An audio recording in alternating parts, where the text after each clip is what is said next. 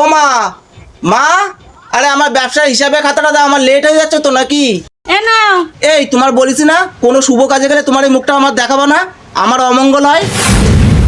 ও তোমার তো আবার কিছু বলা যাবে না, আমার মায়ের প্রাণপ্রিয় বউ যে তুমি, শাশুড়িকে তো ভালোই পটি রেখেছো। একটা বাবা ডাক শোনাতে পারে না, কিছু বলতে গেলেই যুদ্ধ শুরু করে দেয়। তার থেকে তুমি তোমার মতন থাকো, আমি আমার মতন থাকি।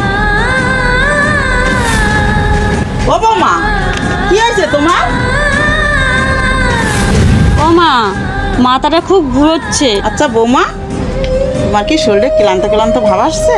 হ্যাঁ মা, কয়েকদিন ধরে না শরীরটা খুব ক্লান্ত ক্লান্ত মনে হচ্ছে। সুখবর বৌমা, তুমি তো মা হইতে চলছো।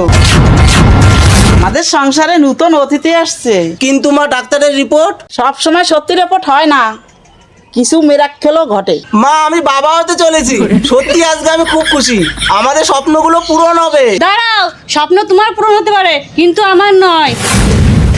আমি চাই না তোমার মতো মানুষের আচরণ আমার সন্তানের উপর পড়ুক। তুমি এইটা কি বলছো কবিতা? ঠিকই বলেছি, যে মানুষ তার স্ত্রীকে সম্মান দিতে পারে না, সে তার সন্তানকে কি শিক্ষা দেবে?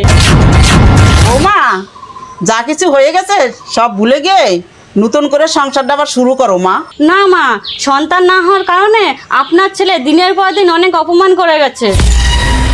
রক্ত মাংসের শরীর একটা, আমার কি কোনো দোষ ছিল মা? হ্যালো, ওরা কেন?